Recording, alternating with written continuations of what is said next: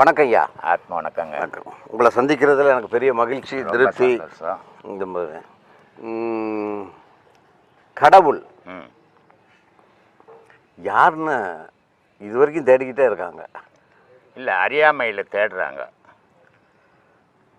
கடவுள் யாருன்னு அறியாமையில் தேடின்னு இருக்கிறாங்க. கடவுள்ன்றது நீங்கள் தான். நீங்கள் இல்லைன்னா கடவுள்னே ஒன்றும் இல்லை.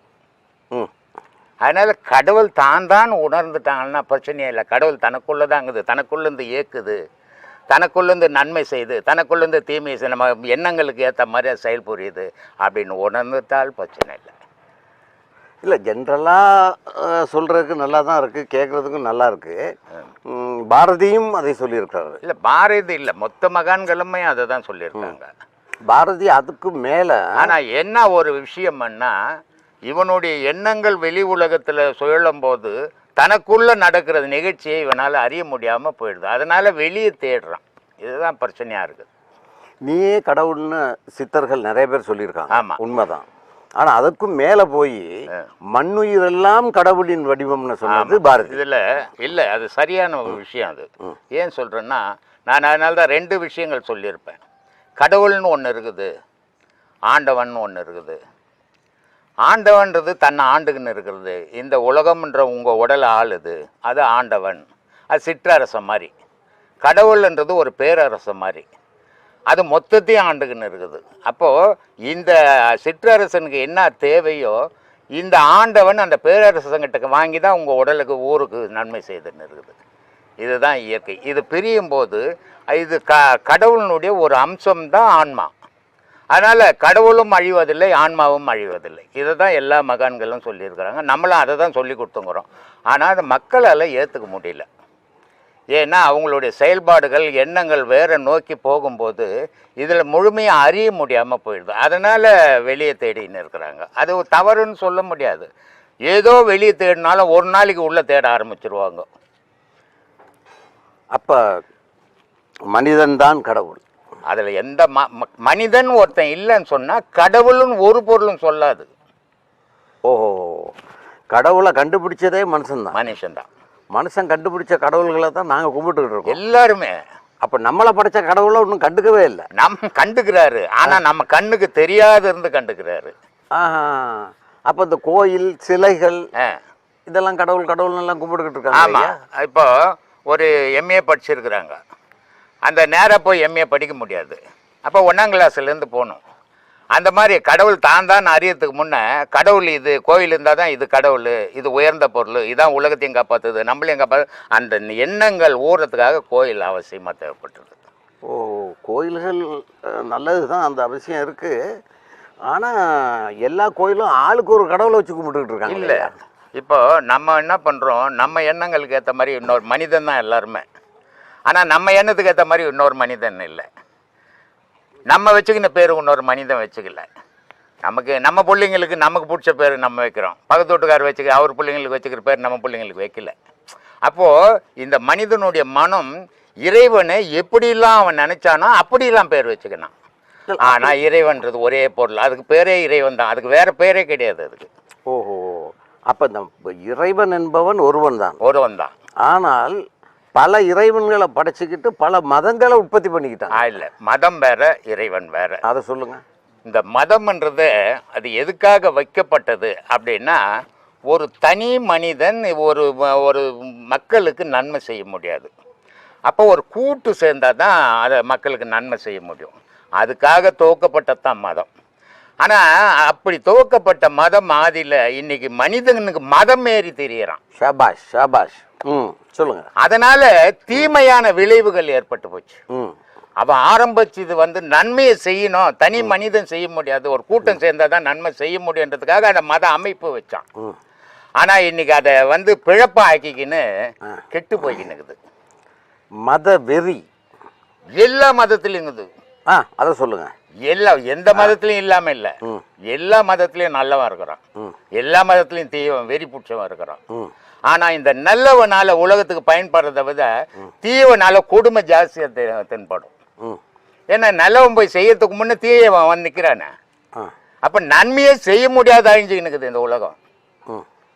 நன்மை செய்யணும்னு பல பேர் நினைச்சாலும் இதை செய்ய முடியாத இந்த தீயவன் கெடுத்துன்னுக்குறான். அவனும் அவன் தன்னை ஒரு கடவுள்ன்றான், மதம் எல்லாம் சொல்லிப்பான். ஆனால் உண்மை இருக்காது அதுல. ஆனா நன்மையை செய்யறவன் உண்மையை நினைப்பான். ஏன்னா தான் அவன். மனித குலத்துக்கு எவன் நன்மை செய்கிறானோ அவன் நல்ல மதவாதி. நல்ல மதவாதி இல்ல, நல்ல மனிதன். நல்ல மனிதன். எவன் தீமை செய்கிறானோ அவன் மதத்தின் பெயரால் பிழப்பு நடத்துறான், அயோக்கியத்தனங்களை அதிகமா ஏற்படும். அவர்களை எல்லாம் நிராகரிக்க வேண்டும். நிராகரிக்கணும். யார் நிராகரிக்கிறது? அப்படி பண்றவங்கிட்ட தான் மக்கள் போய் சேருது. ஏன்னா இப்ப ஒரு ஜவுளி கிடக்குது, அந்த ஜவுளி கடையில நல்ல துணிகளை விற்கிறான், ஆனா விளம்பரப்படுத்தல, அங்க யாரும் போறதில்ல. ஆனா டூப்ளிகேட் துணியெல்லாம் விற்கிறான், நல்ல விளம்பரம், 4 லேடிஸை போடுறான், கூட்டம் அலமோதுது அங்க. இன்னைக்கு மதம் அப்படி போயின்னு இருக்குது. மத நல்லிணக்கம்னு ஒரு வார்த்தை இருக்கு. நல்லிணக்கம், ஆனா அது இழந்து போச்சு. அது என்னது? அது மத நல்லிணக்கம். நல்லிணக்கம்னா நீ மனிதனா வாழும்போது எப்படி? இப்போ கோவில்களில் பார்த்தீங்கன்னா வெளி பிரகாரத்தில் இந்து மத கோவிலில் சொல்கிறேன், மற்ற மத கோவிலில் சொல்ல, இந்து மத கோவிலில் பார்த்தீங்கன்னா வெளியே வெள்ளை அடிச்சிருப்பான், பக்கத்தில் ஒரு காவி அடிச்சிருப்பான், பட்டையாக இருக்கும் அது கோவில் செவுத்துங்களில். அதே செவுத்துக்குள்ளே உள்ளே போனீங்கன்னா ஃபுல்லாக வெள்ளையாக இருக்கும். இதனுடைய தத்துவம் என்ன? ஏன் அப்படி அடித்தான்? ஒன்று உள்ளவும் அதே மாதிரி அடிக்கணும், வெளியவோ இல்லை ஃபுல்லாக வெள்ளை அடிக்கணும். இது எதுக்கு போட்டான் அப்படின்னா, நீ வெளியே இருக்கும்போது தீயவனாயிரு, வெளியே இருக்கும்போது நல்லவனாயிரு, ஆனால் உள்ளே வந்துட்டா நல்லவனா மட்டும் இருக்கணும். அதான் நல்லிணக்கம். மத நல்லிணக்கம்ன்றது நீ ரோட்டுக்குள்ள எப்படியாவது இருந்துட்டு போ, கோவிலுக்குள்ள வந்துட்டீங்கன்னா ஒழுக்கமா இருக்கணும், நல்லவனா மட்டும் இருக்கணும், நல் ஒழுக்கத்தோடு இருக்கணும். அப்ப மத நல்லிணக்கம்ன்றது மற்ற மதங்களோடு நாங்கள் நல்லிணக்கமாக இருப்பது அல்ல, இது நட்பு. அது நல்ல இணக்கம் இல்ல, நட்பு அது. ஓஹோ, மற்ற மதத்தோட போய் சேர்றது நட்பு, நல்ல இணக்கம் இல்லை. அது நல்ல இணக்கம்ன்றது எல்லா மதத்துக்கும் தேவைப்படுறது.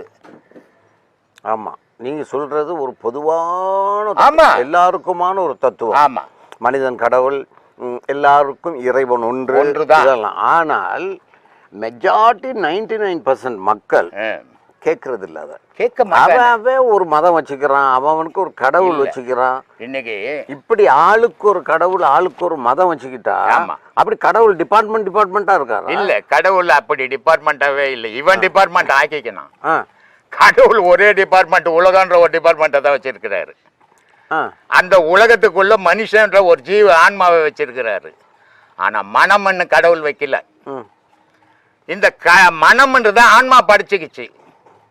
அந்த மனத்தினுடைய செயல்பாடு மாதிரி உலகத்துல நடக்குது. கடவுளுடைய வழிபாடே அங்க இல்லை. ஆனா கடவுளுடைய வழிபாடுன்னு சொல்லுவான். ஏன்னா கடவுளுடைய வழிபாடுன்றது ஒரு புனித தன்மையானது. எதையே நீ இழக்க தயாராக்கணும், அங்க உனக்குன்னு எதையும் வச்சுக்க கூடாது. அதான் கடவுள் வழிபாடு. உன்னால முடிஞ்ச அளவுக்கு பிறருக்கு உதவி பண்ணணும், அதான் கடவுள் வழிபாடு. ஏன்னா கடவுள் எதுல இருக்கிறான்னா தர்மத்தில் இருக்கிறான், அதர்மத்தில் இல்லை. அப்போ உன்னையே நீ அங்க இழக்கணும், உண்மையான கடவுள்வாதியா இருந்தா. ஆனா உன்னை சுபிட்சமா ஆக்கிக்கணும், உன்னை ஆடம்பரப்படுத்திக்கணும் வாழும்போது எங்க கடவுள் இருக்குது? அங்க உன் மனத்தினுடைய செயல்பாடு இருக்குமே தவிர கடவுளுடைய செயல்பாடு அங்க இருக்காது. அவன் என்ன நினைச்சுக்கிறான்னா, இஸ்லாமியர்கள் தங்களை படைத்தது அல்லாஹ் என்றும், கிறிஸ்தவர்கள் தங்களை எல்லாம் படைத்த கிறிஸ்தவர்கள் படைச்சது பிதா என்றும், சரி, இந்துக்கள் தங்களை எல்லாம் படைச்சது ஈசன் சிவன். பிதான்றது யாரு? இந்த பிதான்றது இயேசுநாதரே சொல்றாரு. இப்படி அவர்கள் கடவுளால் படைக்கப்பட்டதாக நம்பி வாழ்ந்துகிட்டு இருக்காங்க. உண்மை என்ன? உண்மை ஒரே பொருள். என்னது? ஈசன். ஈசன்னா யாரு அப்படின்னா ஒளியும் ஓசையும் இணைஞ்சது சக்தி சிவம்னு பேர் இருக்கு. இப்போ நம்ம உடல் இருக்குது, நம்ம உடல் மட்டும் இருந்தால் ஏங்காது உள்ள உயிர் இல்லைன்னா, இல்லை உயிர் மட்டும் இருந்து உடல் இல்லைன்னா அது இயக்கத்துக்கு வராது. அந்த மாதிரி இருபொருள் சேரணும், நாதமும் ஒளியும் சேர்ந்தால் உலக இயக்கம். அதுதான் மனித இயக்கம், உயிரினங்கள் இயக்கமே அந்த ஓசையும் ஒளியும் சேர்ந்ததான். அந்த ஓசையும் ஒளியும் உருவமற்றது, அதுதான் ஈசன்னு சொல்றது. மனிதன் கடவுள் ஒரே கடவுள்னு சொன்னீங்க. ஆமாம். கொஞ்சம் சடார்ன ஈசன்னு வந்துட்டீங்க. ஆமாம். இப்பதான் ஈசன்னா என்னன்னா தனி உருவம் கிடையாது அதுக்கு, ஆ, அதுக்கு ஒரு மதம் கிடையாது, அதுக்கு ஒரு ஜாதி கிடையாது, அது உலகத்தினுடைய பேரொளி. அது ஒளியும் ஓசையும் இணைஞ்சது. அதுக்கு மதமோ பேரோ ஜாதியோ இனமோ நாடோ மொழியோ கிடையாது. அதுதான் உலகத்தையும் இயக்குது, நம்மையும் இயக்குது. ஆனால் நம்ம மனத்துக்கு ஏற்ற மாதிரி நம்ம உருவ வழிபாடுகளை அவனுக்கு ஏற்ற மாதிரி வச்சுக்கணும்.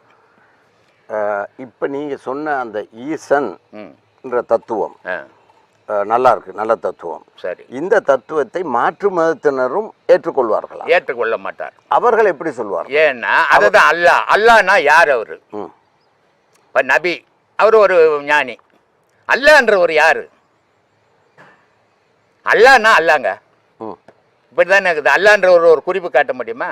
அப்போ நீங்கள் ஈசனுடைய உருது டிரான்ஸ்லேஷன் அல்லான்றீங்க. எல்லாமே அதாங்க, அதுல இருந்து தோன்றுனது தானே. பேர் அவன் வச்சுக்கிட்டான். பேரு நான் இப்போ எனக்கு 4 புள்ள பிறந்து போச்சு. நான் அப்பாவுக்கு எனக்கு ஒரு பேர் தான், ஆனால் 4 புள்ளைக்கு 4 பேர் வச்சுக்கிறேன். அந்த மாதிரி தோன்றப்பட்டது இந்த மதங்கள். ஆதியில் ஏதுங்க மதம்? இயற்கையை தானே வழிபட்டான். சந்திரனை வழிபட்டான், சூரியனை வழிபட்டான், வெள்ளியை வழிபட்டானே. அப்போ எங்கேருந்து இந்த மதம்? மனிதன் வாழலையா? நாகரீக காலத்தில் அவனுக்கு ஏற்ற மாதிரி ஒவ்வொன்றும் அமைச்சுக்கினான். ஒவ்வொரு ஞானி வரும்போது ஒவ்வொரு அமைப்பை உண்டாக்கிட்டான். 2500 வருஷத்துக்கு முதையே இந்த கருத்து வந்துட்டு. எப்படி வந்துட்டுன்னா, திருமூலரே சொல்லிட்டாரு, ஒன்றே குலம் ஒருவனே தேவன். எல்லாரும் ஏற்றுக்கிட்டாங்க. ஆமாம், எனக்கும் அதில் உடன்பாடு, உங்களுக்கும் அதில் உடன்பாடு இருக்கும். ஒன்றே குலம் ஒருவனே தேவன்னா ஒரு பொருள்னு சொல்லிங்க. ஆமாம். ஆனால் எங்கே பிரச்சனை வருதுன்னா, ஒன்றே குலம் ஒருவனே தேவன் தான். சரி, அந்த ஒரு தேவன் யாருன்றதுல தான் பிரச்சனை. அதுதான் சொன்னேன், அதுக்கு பேர் கிடையாது. அதை தான் திருமூலர் சொல்றாரு. அப்பா, கடவுள் என்ற ஒரு நீ சொல்ற மாதிரி பேர் கிடையாது அதுக்கு. நீ சொல்ற மாதிரி அளவும் கிடையாது அதுக்கு. அது எங்கே ஆரம்பம் எங்கே முடிவுன்னு யாரும் இது வரையும் கண்டுபிடிச்சோன்னே கிடையாது. நான் கூட ஒரு 3000 வருஷமாக தேடுறேன், என்னால் கூட கண்டுபிடிக்க முடியல. என்னடா ரோட்டுக்கு வந்து கடவுள் கடவுள் கடவுள்னு கத்தி கிடக்குறீங்க அப்படின்றாரு. யார் அறிவார் எங்கள் அண்ணல் பெருமையை? யார் அறிவார் அதன் அகலமும் நிகழமும்? வேறறியாமல் விளம்புகின்றேன் என்றார். எங்கே ஆரம்பம் எங்கே முடிவுன்னு தெரியல. அப்போ ஒருவனே தேவன் சொன்னவர் எங்கே ஆரம்பம் எங்கே முடிவுன்னு சொல்ல முடியலடான்றாரு. நீங்களும் அரூரத்தை பற்றி தான் சொல்லிக்கிட்டு இருக்கீங்க. இறைவன் அரூரமாகனவன். ஆனால் சொரூப வடிவில் இருக்கிறாரா இல்லையா? சொரூப வடிவில் இருக்கிறார். நீ தேடும் போது எப்படி? எந்த சொரூபம்? நீயே உன்னை எழுந்து தேடும் போது உனக்கே ஒரு இப்போ வள்ளலார் கூட ஒளியை போட்டு காட்டினார், ஜோதி வடிவம். ஆனால் ஜோதிக்கு ஒரு உருவம் உண்டு, நாதத்துக்கு உருவம் இல்லை இல்லையா? அப்போ நாதம் கேட்குது, இல்லைன்னு சொல்ல முடியாது, கேட்குது. ஆனால் அது எங்கே இருக்குது எப்படி இருக்குதுன்னு சொல்ல முடியாது. அதே மாதிரி இறைவன் ஒளியும் ஓசையும் மகனம், சந்திரனும் சூரியனாகவும் இருக்கிறான். அப்படி அப்படி இப்போ ஒட்டுமொத்த பிரபஞ்சமே ஓர் இறைவன் இருந்துகிட்டு இருந்தீங்க. இப்போ சூரியனும் சந்திரனும் கூட உலகத்துக்கு ஒன்று தானே இறைவன் சொல்லிட்டீங்க. அந்த இடத்துல தான் சூரியனும் சந்திரனும் இறைவன்னா எங்கள் இறைவனுக்கு நிகர் யாரும் இல்லை என்று சில மதங்கள் எல்லாரும் சொல்லிக்கலாங்க. நான் கூட சொல்லுவேன், சூரியனும் இல்லை சந்திரனும் இல்லை. நான் கூட சொல்லுவேன், எங்க அப்பாவுக்கு ஈக்குவலா இந்த உலகத்துல எந்த அப்பாவும் இல்லைங்க. நான் சொல்லிப்பேன் என் பெருமையை. ஆனா என்ன எங்க அப்பாவோட 1000 அப்பாவுக்கு ஊர்ல இருக்கிறான். இது அவன் தற்பெருமையை பேசுகிறது, உண்மையை பேசுறதில்லை. உண்மையை பேசினால் உலகம் ஒரு கொடைக்கிழ இயங்குது.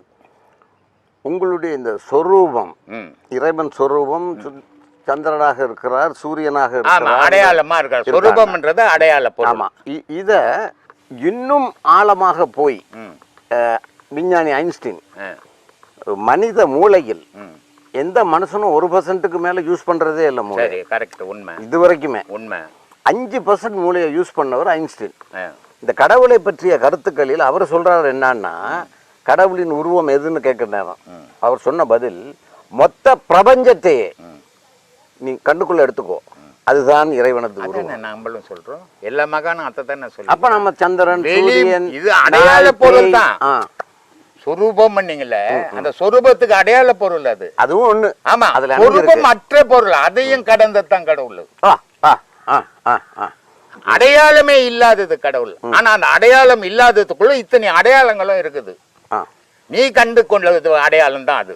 சரி, இவ்வளோ இதுதான் உண்மை, இதுதான் சத்தியம், ஓர் இறைவன். சரி, ஆனா எவனும் கேட்க மாட்டேங்கிறானே. கேட்க மாட்டானே, கேட்டா கொழுப்பு போகுமே.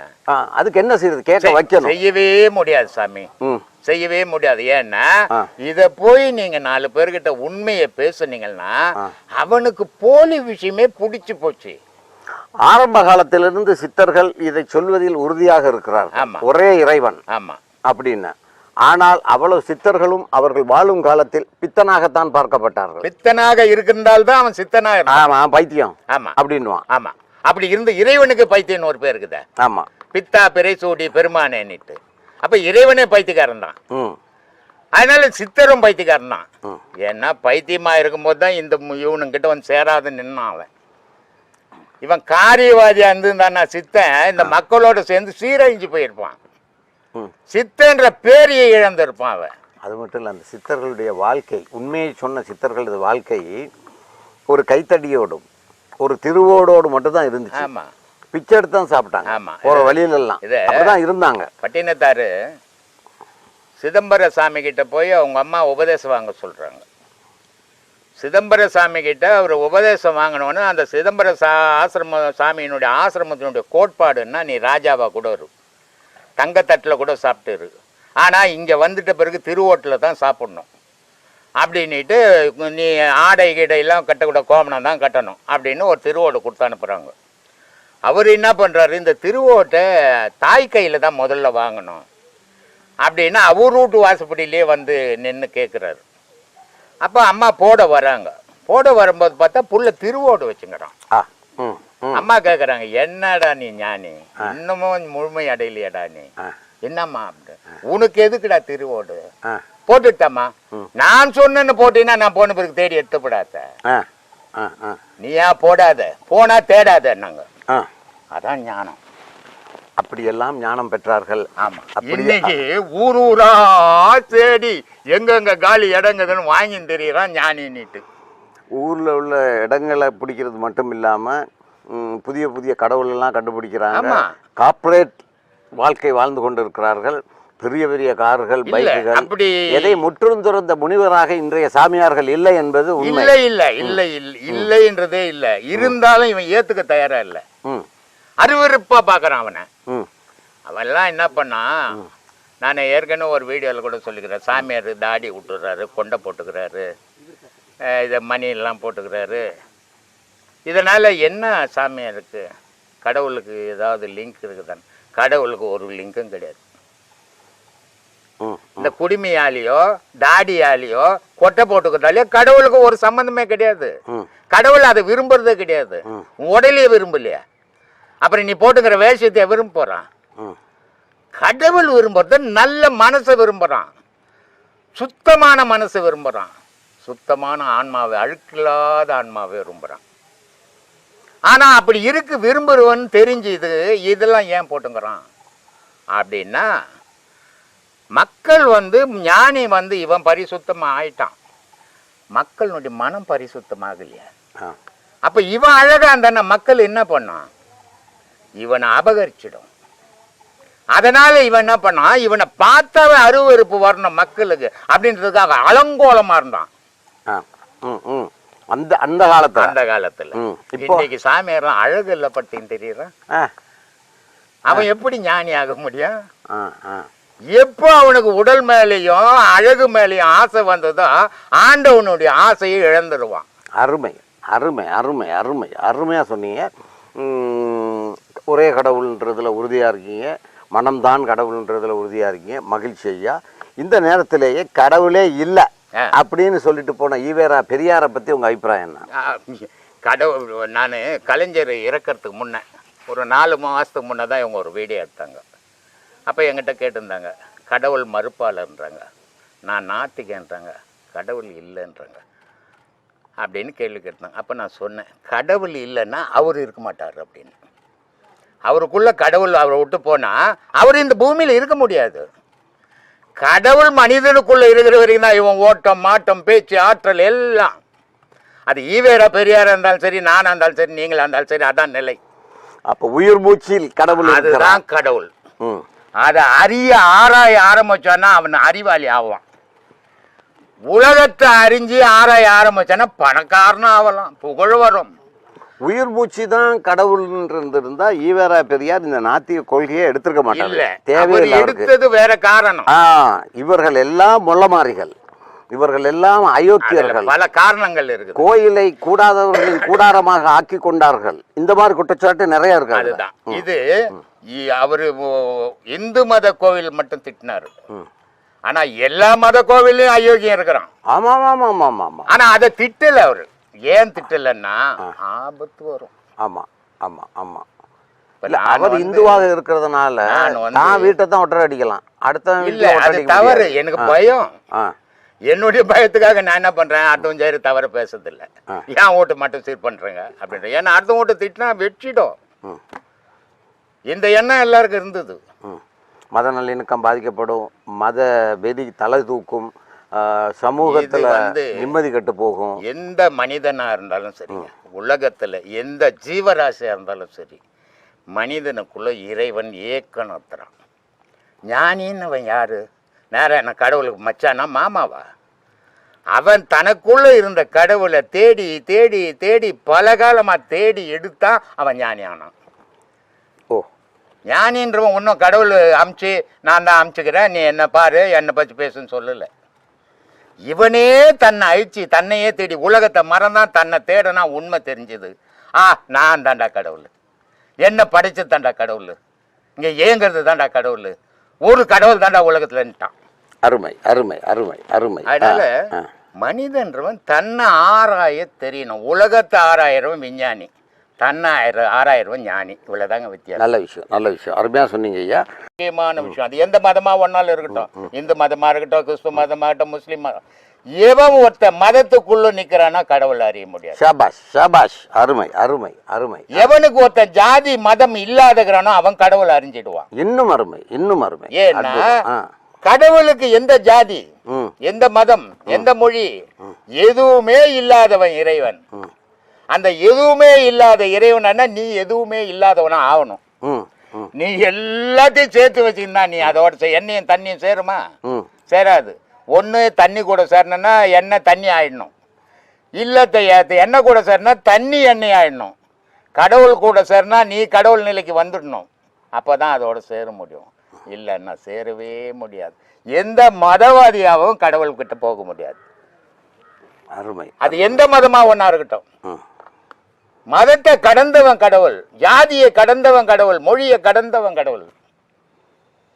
அப்படிப்பட்டவன் தேடணும்னு சொன்னா நீ மதத்துக்குள்ளோ ஜாதிக்குள்ளோ நிக்க கூடாது. நின்னா கடவுள் வழிபாடு கிடையாது, அது மத வழிபாடு. கடவுள் வழிபாடுன்றது வேற, மத வழிபாடுன்றது வேற. அருமை அருமை. உலகம் ஃபுல்லா இன்னைக்கு நடந்துன்னு மத வழிபாடு, கடவுள் வழிபாடு எங்கேயும் கிடையாது. கடவுள் வழிபாடுன்றவன் எந்த மதத்துக்கு உட்பட்டவனா இருக்க மாட்டான். அவன் தான் கடவுள் தேட முடியும். எந்த மதவாதி நான் இந்து மதங்க, நான் கிறிஸ்துவ மதங்க, நான் முஸ்லீம் மதங்கன்னு சொன்னான்னா மதத்துக்குள்ள வாழலாம், கடவுளோட வாழ முடியாது. எல்லாரும் கடவுளை தேட வேண்டும் என்ற விருப்பம் உங்களுக்கு இருக்கு? கண்டிப்பா இருக்கு. நிறையா உண்மையை தெரிஞ்சுக்கணும்ன்ற விருப்பம். ஆமா, உண்மையை தெரிஞ்சுக்கணும், கடவுளை தேடணும்ன்ற உங்கள் விருப்பம் நிறைவேறும் பட்சத்தில் இந்த உலகத்தில் உள்ள எல்லாருமே நான் கடவுளை தேட போறேன், உண்மையை தேட போறேன்னு இறங்கிட்டாங்கன்னா எல்லாரும் விவேகானந்தர் ஆயிட்டாங்கன்னு வைங்க. சரி, உலகத்துல சரி, இந்த உலகம் என்ன ஆகும்? அழிஞ்சு போயிடும். அப்போ உலகம் எப்படி இருக்கணும்? பொய்யும் உண்மையும் கலந்தா இருக்கணும். அதான் நடந்துக்கிட்டு இன்னைக்கு. இந்த நீதிக்கும் அநீதிக்குமான போராட்டம் தான் உலகம். உலகம். அதனால நீதின்னு ஆயிப்போச்சு. நல்லவன் ஒரு ஊர்ல இருந்துட்டான்னு சொன்னா அந்த ஊருக்கு மரியாதை இருக்காது. ஊர் அடுத்தவன் ஊருக்கே தெரியாது. அந்த ஊர்ல நல்லவனும் கெட்டவனும் இருந்தால் தான் அடுத்த ஊருக்கே தெரியும். உலகமே நல்லவனும் கெட்டவனும், நல்ல மதமும் கெட்ட மதமும், நல்ல மதவாதியும் கெட்ட மதவாதியும் சேர்ந்து தான் நடந்துன்னு. பிறப்புக்கும் இறப்புக்கும் இறைவனை காரணம். இறப்புக்கும் பிறப்புக்கும் இறைவன் காரணமா இருந்தால் ஒருத்தன் உயர்ந்திருக்க மாட்டான், ஒருத்தன் தாழ்ந்திருக்க மாட்டான். இறப்புக்கும் பிறப்புக்கும் காரணமானா அவன் ஜாதி இருக்காது, மதம் இருக்காது, மனிதனா இருப்பான். இறப்புக்கும் பிறப்புக்கும் காரணம் உங்களுடைய நன்மை தீமையே காரணம். சரி, இறப்புக்கும் பிறப்புக்கும் அவனே காரணம் என்றால் வாழ்க்கைக்கு யார் காரணம்? மனம், அறிவு காரணம். அதுதான் சொன்னேன், விதியும் மதியும் சேர்ந்துதான் இந்த உலகத்துல வாழ்க்கை. என்ன விதியாகப்பட்டது உன்னை பெத்துச்சு, மதியாகப்பட்டது வாழுது. அந்த மதியினுடைய செயலுக்கு ஏற்ற மாதிரி நன்மை தீமை உங்களுக்கு விளைய போகுது. ஆனால் ஒரு நாள் விதி முடிக்க போகுது உங்களை. இதுதான் வாழ்வு. இப்போ நீங்கள் ஒரு குழந்தை வச்சுக்கிறீங்க, நீங்கள் தான் தந்தை, அதில் ஒன்றும் மாற்றமே கிடையாது. உங்கள் பிள்ளையை எது வரைக்கும் ஒன்றும் செல்லம் கொடுத்து ஓட்ட வைக்கிறீங்க.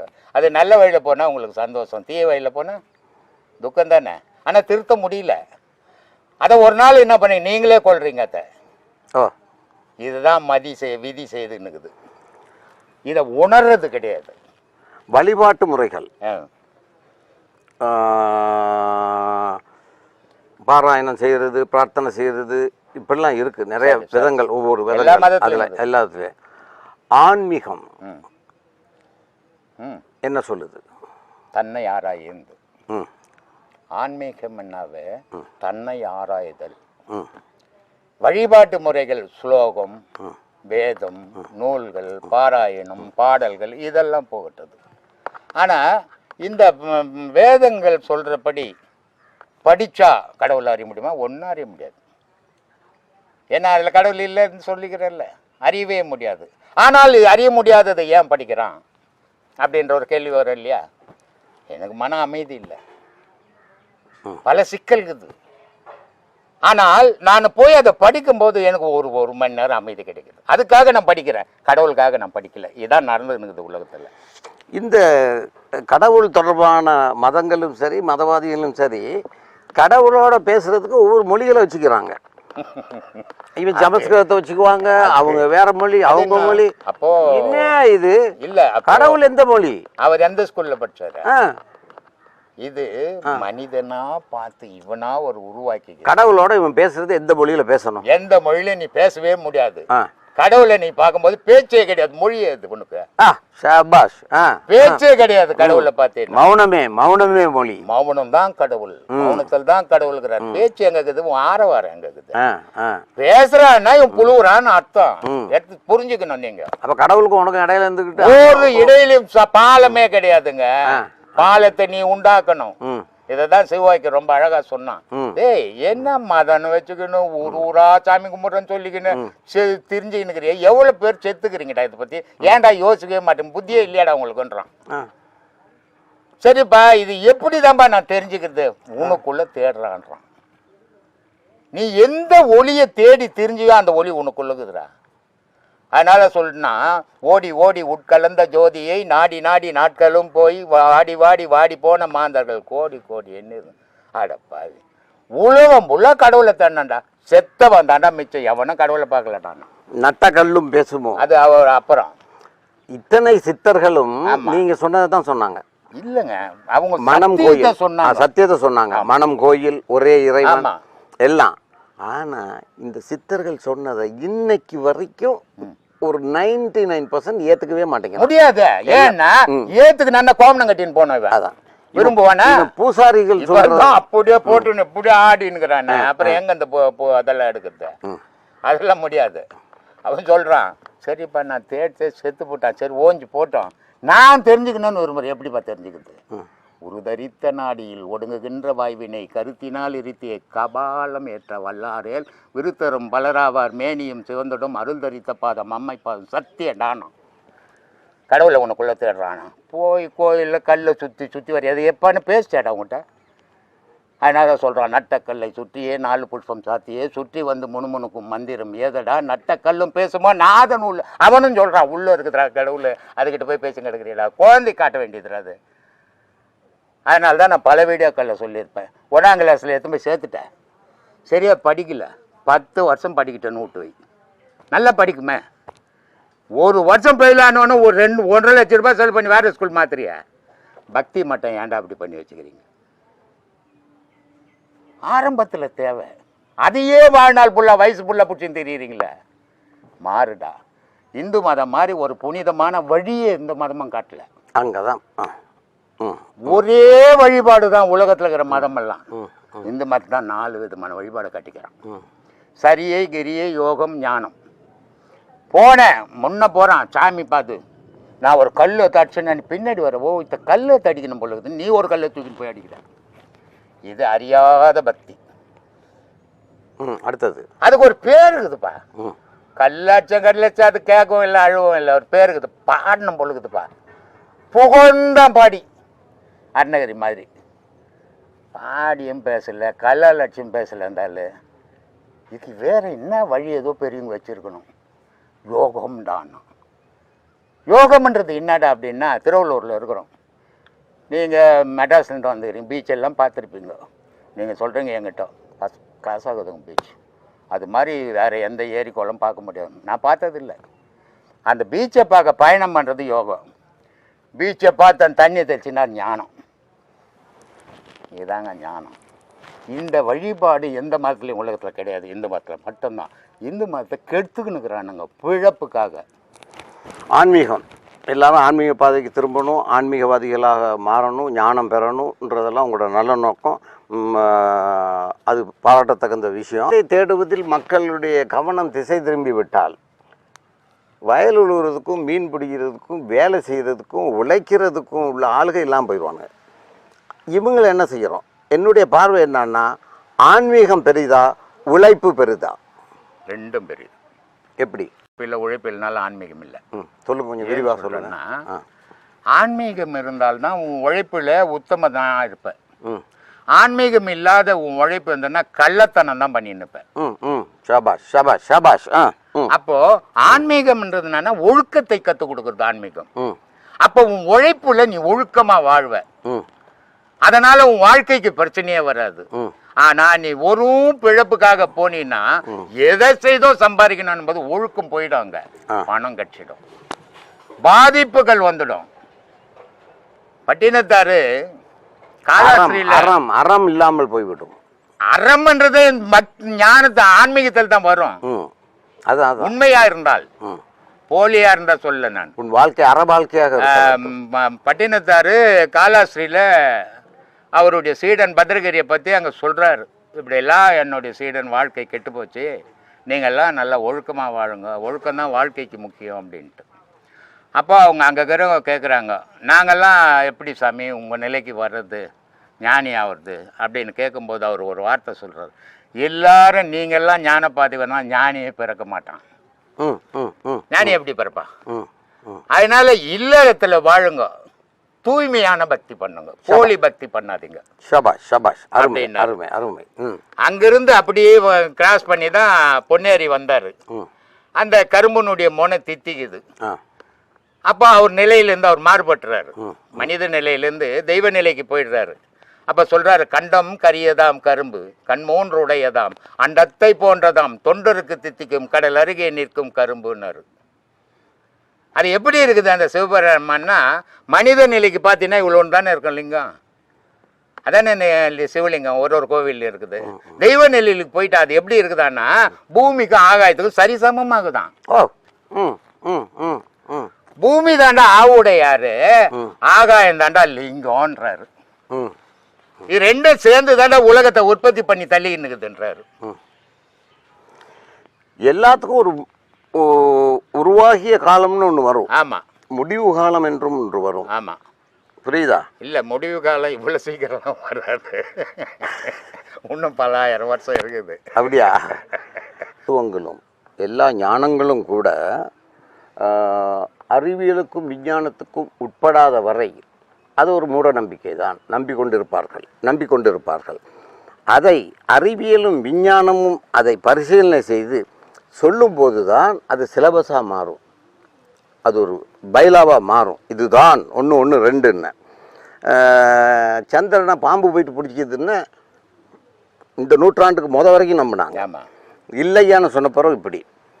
அதே மாதிரி மனுஷன் குரங்குலேருந்து தான் பிறந்தான்றத 10 லட்சம் வருஷத்துக்கு பிறகு சொல்கிறான். 1883 அந்த பரிணாம வளர்ச்சியை எப்போ கண்டுபிடிக்கிறான்? மனுஷன் இதுலேருந்து தான் வந்துச்சுன்னா இப்போ ஒரு 150 வருஷத்துக்கு போகுது. நான் முடிச்சிடறேன். இப்போ விஞ்ஞானத்துக்கும் அறிவியலுக்கும் சம்பந்தப்படாத எதுவாக இருந்தாலும் நம்பப்படாது, அது நிராகரிக்கப்படும். அதான் உண்மை. அது உண்மையாக நிரூபிப்பாங்க. அந்த வகையில் அறிவியலும் விஞ்ஞானமும் போட ஜென்மம் இல்லை, அடுத்த ஜென்மம் இல்லை என்பதை 100% அடித்து கூறுகிறது. அதில் நான் முடிச்சிடுறேன். அதில் ஒன்றும் மாற்று கருத்து இல்லை. ஒரு ஜென்மந்தான் இருக்கிறது. அது ரசாயன மாற்றங்களினாலும் மூலகங்களினாலும் உருவாக்கப்படுகிறது. அது ஆடாக இருக்கலாம், மாடாக இருக்கலாம், மரமாக இருக்கலாம், எல்லாம். அப்படி ஒரு விஞ்ஞான கலப்பு தான் நடக்குது, இயற்கை கலப்பு தான் நடக்குதே தவிர மற்றபடி பூர்வ ஜென்ம பலன், இந்த ஜென்ம பலன், இந்த இதுகளுக்கு சம்பந்தமே இல்லை என்பதை அறிவியலும் விஞ்ஞானமும் மிக தெளிவாக சொல்லிவிட்டது இந்த 21ஆம் நூற்றாண்டில், 20ஆம் நூற்றாண்டில். ஆகவே சொன்ன பிறகும் இன்றும் நாங்கள் போன ஜென்ம பலன், அடுத்த ஜென்ம பலன் எதிர்பார்க்க கூடாது. பலன்னு எதிர்பார்க்கும்போது அங்கே தவறு நடக்குது. ஆனா போன ஜென்மமும் உண்டு, இந்த ஜென்மமும் உண்டு. இதுக்கு ஒரு விஞ்ஞானம் வந்து ஒரு 25 வருஷத்துக்கு முன்ன பார்த்தீங்கன்னா உலகத்துக்கு ஒரு சூரியன் அப்படின்னு விஞ்ஞானம் சொல்லிச்சு. ஆனா உலகம் ஏத்துக்குச்சு அதை இல்லையா. உலகத்துக்கு ஒரு சந்திரன் அப்படின்னு விஞ்ஞானம் சொல்லிச்சு, அதை ஏத்துக்குச்சு. காரணம் என்னன்னா அவங்க ஒரு அடையாளத்தை காட்டுறாங்க, அதனால உலகம் ஏத்துக்குது. மெஞ்ஞானத்தில் அடையாளம் காட்ட முடியாது. ஆனால் மெஞ்ஞானத்தில் சொல்றான் 1000 சூரியன் இருக்குதுறான்றான். ஆனா இன்னைக்கு விஞ்ஞானம் என்ன சொல்றதுன்னா ஆமா ஒரு சூரிய குடும்பம் இருக்குதுன்றான். அப்போ மெஞ்ஞானம் முன்கூட்டியே விஞ்ஞானம் சொல்லக்கூடியதெல்லாம் சொல்லிட்டான், ப்ரூஃப் கிடையாது, அதனால ஏத்துக்க முடியாது. எதையுமே நீங்க எவ்வளவுதான் சத்தியவானா இருந்தால் கூட, உண்மையை சொன்னால் கூட, நீங்க சொல்றதுக்கு ஒரு ஆள் ஆதரவு இருக்கும். நான் பொய் போட்டுட்டு புழுவேன், எனக்கு 50 பேர் ஆதரவு இருக்கும், நான் சொன்னது தான் உண்மையாகும், நீங்க சொல்றது உண்மையாகாது. விஞ்ஞானம்ன்றது கூட்டு சேர்ந்து சொல்லப்படுறது, மெஞ்ஞானம்ன்றது தனித்து சொல்லப்படுறது, அதுக்கு ஆதரவு கிடைக்காது. ஆனால் உண்மை விஞ்ஞானம்ன்றது மெஞ்ஞான துணியில் கையளவு தான். மெஞ்ஞானம் என்பது உண்மை, அதில் மாற்று கருத்து இல்லை. சரி, மெஞ்ஞானத்தின் மூலம் உலகத்துக்கு ஒரு சூரியன் சந்திரன், ஆனால் பிரபஞ்சத்திற்கு 1000 இன்டிஃபினிட்டி சந்திரன்கள், 1000 சூரியன் போய்கிட்டே இருக்கும். இல்லையே, இதை மெஞ்ஞானம் சொன்னது. ஆமா, அதே மாதிரி மெஞ்ஞானிகள் தான் இந்த பஞ்சாங்கத்தையும் கண்டுபிடிச்சாங்க. நான் முடிச்சிடறேன். கணக்குகள் இதுகள் எல்லாம் டோட்டல் போட்டு கண்டுபிடிச்சாங்க. அவர்களுடைய அறிவுக்கு முன்னால் எதுவுமே இல்லை. ஆனா 100 ரூபாய்க்கு சில்லற என்ன தெரியாதவங்கெல்லாம் இன்னைக்கு பஞ்சாங்கத்தை வச்சுக்கிட்டு அவன் சொல்றான் கதை. அதுதான் என்ன ஜோசியத்தை பத்தி கேட்டு இருந்தாங்க. நான் சொன்னேன் ஒரு 1000 வருஷத்துக்கு முன்னே ஜோசியம் சொன்னான். எப்படி ஜோசியம் சொன்னான் அப்படின்னா, நீ எப்போ பிறப்ப, எப்போ சாவ, எப்படி வாழ்வ அப்படின்னு கரெக்டாக சொல்லுவான். காரணம் என்ன, அவன் காசுக்காக வந்தவன் இல்லை, அவன் கடவுளுக்காக வந்தவன். அவனுக்கு வேலையே கடவுள் தான். அவன் சொல்கிற வார்த்தை பொய்யாகாது. ஆனால் பிழப்புக்காக நான் வந்துட்டு கணக்கை போட்டு படிச்சுட்டு சொல்லிக்கிட்டு எப்படி மெய்யாகும்? எனக்கு கூட நிறைய ஜோசியருங்க எதிர்ப்பு தெரிவித்து போனுங்கெல்லாம் பண்ணாங்க. நீ எப்படி சொல்லுவேன், நான் பொறுப்பண்ண, வாப்பா பொறுப்பண்ணு, நான் ஒரு பிச்சைக்காரனை கொடுத்து பணக்காரன் ஆகிட்டு போடு அப்படின்னு. யாரும் வாய் திறக்கல. ஏன் சொல்கிறேன்னா, ஜோசியம் கணக்கு எல்லாம் ஆதியில உண்மை, இன்று எல்லாம் பொழப்பு தொழிலாகி போச்சு. இப்போ கோவிலில் பார்த்தீங்கன்னா, போன வீடியோவில் கூட சொல்லியிருந்தேன், பக்தர்கள் போனாங்கன்னா கோவிலில் ஒவ்வொருத்தரும் ஒவ்வொரு தொண்டு செய்வாங்க. ஒருத்தர் பெருக்கிட்டு போவாங்க, ஒருத்தர் பூ பறித்து கொட்டிட்டு போவாங்க, ஒருத்தர் வரவங்க பூ கட்டி கொடுத்துட்டு போவாங்க, ஒருத்தர் வரவங்க சாமிக்கு மாலை போடுவாங்க. இப்படி தொண்டுகள் செய்த காலங்கள் உண்டு. இன்னைக்கு தொழிலாகி போச்சு. கோவிலில் சாமான் தொழுகலை 200 ரூபா கொடு, பூ கட்டுறேன் 50 ரூபா கொடு, பூ பறிக்கிறேன் 50 ரூபா. இது எங்கே தெய்வம் அங்கே இருக்கும்? அப்போ நீ போனது கோவிலுக்கு தெய்வத்துக்காக போல, காசுக்காக போனேன். அருமை அருமை. காசுக்காக போகும்போது கடவுள் உன்னை விட்டு விலகி போயிடுவான். உண்மை விலகி போயிடுது. ஏன்னா கடவுள் உங்ககிட்ட எதிர்பார்க்குது அன்பு. அந்த அன்பு இல்லாம நீ வியாபாரம் ஆக்கும்போது உனக்கும் எனக்கு சம்பந்தம் இல்லப்பான்னு கடவுள் விலகி போயிடும். உண்மை இல்லாமல் போகுது, சத்தியம் உண்மை இருக்காங்க. கரெக்ட். அதான் அழகா சொல்லுவாங்க ஐயா, எல்லா தத்துவங்களும், அது முதலீடாக இருக்கட்டும், கம்யூனிச தத்துவமாக இருக்கட்டும், தம்மபதமாக இருக்கட்டும், பைபிளாக இருக்கட்டும், குரானாக இருக்கட்டும், ஞானிகள் சொன்ன வேதங்களாக இருக்கட்டும், எல்லாம் உண்மையானது. அதில் எந்த மாற்று கருத்தும் இல்லை. அது சத்தியம். எல்லாம் அவங்க சொன்னதெல்லாம் சத்தியம், உண்மைதான். ஆனாலும் ஒரு விஷயத்தில் ஒரு பார்வை இருக்குது, 4 Fக்குள்ளே இது அடங்கிடும், இந்த உண்மைகளும் சத்தியங்களும். என்ன 4 Fன்னா, முதலாவது ஃபேக்ட், அது உண்மையாக இருக்கும். ரெண்டாவது அது ஃபிக்ஸடாக மாறிடும், மரபாக. இந்துவாக இருந்தால் காவி வச்சு கட்டிக்கணும், அவங்கள அந்த தாடி வளர்க்கணும், இந்த மாதிரி அந்த அது பிரகாரம். அப்புறம் ஃபேஷன் ஆகிரும். தர்மம் உண்மையெல்லாம் மறந்துட்டு வெறும் ஆடைகள், ஸ்டைல், சம்பிரதாயங்கள் எல்லாத்தையும் போலியாக ஒரு ஃபேஷனாக பண்ணிடுவாங்க. அடுத்தது தான் மிச்சம் பயங்கரமானது.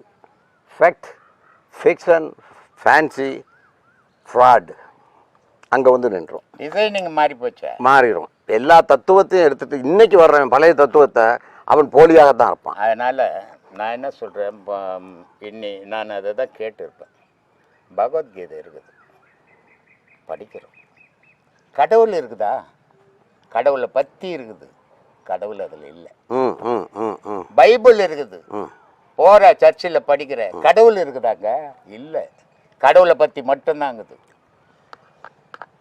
எல்லா மத போதனையிலையும் கடவுளை பற்றி இருக்குது, கடவுள் அதில் இல்லை. அப்போ கடவுளை பற்றி தெரிஞ்சுக்கணும். நீ கடவுள் எங்கே இருக்கிறான்னு தேடணும். தேடுனா உண்மையை தெரிஞ்சுக்கலாம். நீ தான் தேடுறதே இல்லையா, அதையே தூக்கி தெரியுறிய. அப்புறம் நீ எங்க உண்மையை தெரிஞ்சுக்க போற? அந்த வகையறாக்களி இந்த ஞானிகள், சித்தர்கள், சுவாமிகள், ஆசிரமம் வச்சு நடத்துகிறவங்க, மடாதிபதி எல்லாம் இந்த வரிசையை எடுத்துக்கிட்டாலே, ஆன்மீக சம்மந்தப்பட்ட தொடர்புடையவங்களை எடுத்துக்கிட்டா பலர் பரிகார விஷயங்களில் போகிறாங்க. ஆமாம். சிலர் குறி சொல்வதில் போகிறார்கள். தானே கடவுள்னு வேற சொல்லிக்கிறாங்க. ஆமாம். அவங்கள பற்றி உங்கள் அபிப்பிராயம் என்ன? குறி சொல்வது, பரிகாரம் பார்த்துட்டு தானே கடவுள்ன்றது. இப்போ நான் குறி சொல்கிறேன். ஆனால் சொல்லும்போது நான் என்ன சொல்கிறேன், நான் கடவுள் வந்திருக்குது என் மேலேன்னு சொல்கிறேன். எப்பவுமே கடவுள் என் மேலே வரவே வர, பேய் ஒன்றா என் மேலே வந்துடும். கடவுள் மனித மேலே வராது. கடவுள் ஆட்டம் பாட்டத்தில் கிடையாது, கடவுள் அமைதியில் இருக்குது. அந்த அமைதியை தேடுறவனுக்கு மட்டும்தான் கடவுள் தெரியும். ஆரவாரத்திலையும் அமக்களத்தையும் ஆட்டத்திலையும் கடவுள் தாக்கவே முடியாது. ஏமாத்துறான்னு தெரிஞ்சுக்கணும் பார்த்த உடனே. அப்போ குறி சொல்வது, பரிகாரம் செய்வதெல்லாம் ஏமாத்தல் சாமி. பகிரங்கமா சொல்லிக்கிறேன். ஷாபாஷ் ஷாபாஷ் ஷாபாஷ். ஃபுல்லா ஏமாத்தல். உன் சாஸ்திரமே பொய் எண்ணிக்கிறேன். அருமை அருமை. ஏன்னா ஒரு மனிதன், இப்போ நீ உங்களை கூட பிறந்தவங்க எத்தனை பேர்? 5 பேர். 5 பேர். என்னென்ன போஸ்டிங்கில் இருக்கிறாங்க? எல்லாம் செத்து போயிட்டாங்க. நீங்க மட்டும் ஏங்க இருக்கிறீங்க? தெரியல. இதான விதி. இதுக்கு பேர் தான் விதின்றது. இறைவன் உங்களை இந்த உலகத்துக்கு இருந்து உங்க செயல்கள் தேவைன்னு வச்சுக்கிறான். என் கூட 8 பேர் பண்றாங்க, யாரும் இல்லை, நான் வண்டி தான் இருக்கிறேன். எங்க அண்ணனா இருந்தார், தம்பியும் இருந்தார், நான் மட்டுங்கிறேன். ஏன்? எனக்கு சம்சாரம், பொல்ல, பொண்டாட்டி எல்லாம் இருக்குது, அதோட வாழலாம். பென்ஷன் ஒரு 25,000 ரூபாய் வந்து வாழலாம். அது இல்லை வாழ்க்கை. நீ பிறந்ததுக்கு இந்த பூமியில் என்ன அடையாளம்? எதையாவது ஒன்று செய்துட்டு போகணும். இந்த உலகத்தை உன்னால திருத்திட முடியாது. ஒரு 10 பேரை திருத்த முடியாதா? அது போதும். அது போதுமே. அந்த ஒருத்தன் 10 பேரை திருத்துவானே நாளைக்கு நீ உன்னுடைய மறைவுக்கு அப்புறம். அதை தான் நம்ம செய்யறோம்.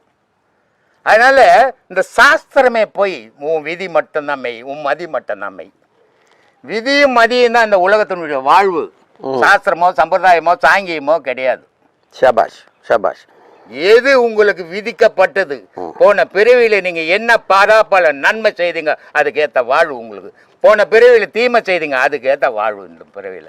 சிலர் விதி என்கிறார்கள், சிலர் அந்த விதியை இயற்கை என்கிறார்கள்.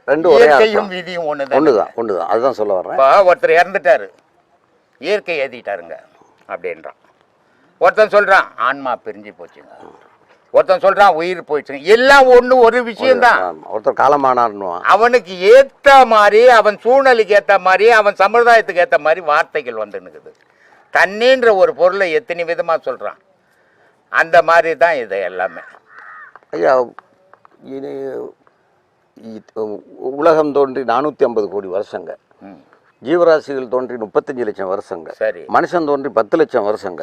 இந்த 10 லட்சம் வரலாறுலேயே இன்னும் இந்த கடவுள் தேடல், கடவுள் நம்பிக்கைக்கு பெரிய சந்தேகமும் கேள்விக்குறியோட தான் மனித குலம் வாழ்ந்துகிட்டு இருக்கு. இன்னும் சொல்ல போனா பேய் வருது அப்படிதான் ஓடுவான். அவன் நம்புறான் பேய. ஆனா கடவுள் வர்றாருன்னா இவன் நம்ப மாட்டான். அது கடவுள் தீமை செய்ய மாட்டாருன்னு அவனுக்கு தெரியும். அதனால அவன் நம்புறதே இல்லை. பேய் வந்தா நம்மள கொல்லும் தெரியும், அதனால ஓடுறான் பயந்து. பேய நம்புற அளவுக்கு கடவுளை நம்புறது இல்ல. ஏன்னா கடவுள்ன்றது ஒரு இல்லையே, பேய்ன்றது ஊருக்கு 1000ங்குத. கடவுள் அப்படி 1000 இல்ல. அதனால நீ கடவுள் வர்றாருன்னா போய எனக்கு தெரியும் அப்படின்னுவான். பேய் ஓடுறது அப்படியே நான் ஓடுறேங்கன்னு ஓடுவான். ஏன்னா அது மேல அவ்வளோ நம்பிக்கையை உண்டாக்கிக்கணும். ஆனா பேயின்னு ஒண்ணு கிடையாது. ம் ம் ம் ம் பேயின்ற ஒரு பேர் ஏதுங்க? நீ வச்சுக்கின்றதுக்கு நீங்கள் விதின்னு சொன்னீங்க. விதின்றது வேற, பேயின்றது வேற. விதின்றது வாழ்க்கையினுடைய ஆரம்பம், இல்லை விதின்றது வாழ்க்கையினுடைய அதான் விதியும் வாழ்க்கையும். மனித குலத்தில் ஒரு மனிதன், அது விதி மதி ரெண்டு சேர்ந்துதான் வாழுது. ஒரு மனிதன் எத்தனை தடவை மனிதனாக பிறப்பதற்குரிய வாய்ப்பு உண்டு? இல்லை, இப்போ நம்ம மனிதனா பிறந்துட்டோம். சரி, நான் அடுத்த வாட்டி மனிதனா பிறப்பேனா அப்படின்னா நிச்சயம் கிடையாது. அப்ப 7 முறை மனித பிறவி இருக்கு, அது இதெல்லாம் சொல்றாங்க. 7 பிறவி, அடுத்த ஜென்மம்ன்றாங்க, போன ஜென்மம்ன்றாங்க, எல்லாம் இருக்குது. அதெல்லாம் நிஜம். அதை கொஞ்சம் எனக்கு புரிய வைங்க. எல்லாம் நிஜம். இப்போ நம்மளுடைய உடல் அழிஞ்சு போச்சு, ஆன்மா அழியல. இப்போ ஆன்மா தனித்து ஏங்கியது முடியாது. அப்போ அந்த ஆன்மாவுக்கு ஒரு உடல் தேவை. ஒரு தாயும் தகப்பனும் அங்கே புணரல் பண்ணுறோம். அந்த இடத்துல இந்த ஆன்மா போய் கிராஸ் ஆகி அதில் உட்காந்துக்குது, இடம் கட்சிது. அது பூமிக்கு வந்து அதனுடைய இயக்கத்தை செய்யுது. ஆனால் இதில் நன்மை தீமைன்னு ஒன்று இருக்குது.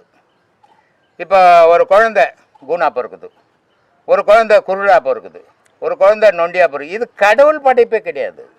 கடவுளுக்கு இதுக்கு தொடர்பே கிடையாது. நான் என்ன நன்மைகள் செய்தனோ அதுக்கேற்ற மாதிரி நான் பெரிய கோடீஸ்வரர் வீட்டில் பிறந்துருவேன். போன பிறப்பில் என்ன நன்மை செய்தனோ அப்போ இந்த பிறப்பில் நான் பெரிய கோடீஸ்வரனுடைய கர்ப்பத்தில் பூந்துருவேன்.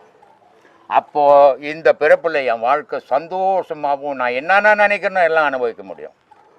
ஆனால் போன பிறப்பில் நீங்கள் என்ன தீமை செய்தீங்க, ஒரு பிச்சைக்காரன் வீட்டில் போய் பிறந்துருவீங்க. சாப்பாட்டு கூட வழி இல்லாத சாகுவீங்க, கால் இருக்காது, இழுத்துக்குன்னு தெரிவிங்க.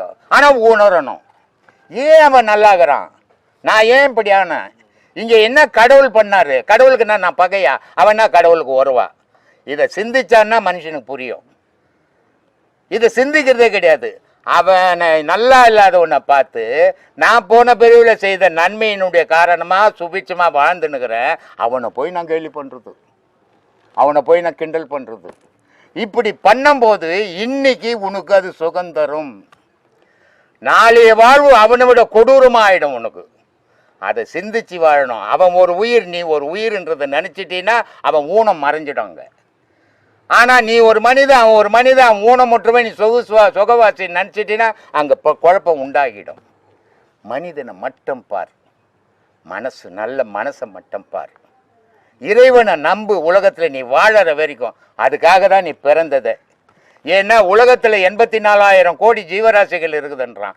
எதுவுமே இறைவன்ற ஒரு பொருள் தெரியாது, உனக்கு மட்டும் தெரியும், நீ அதை நம்பு.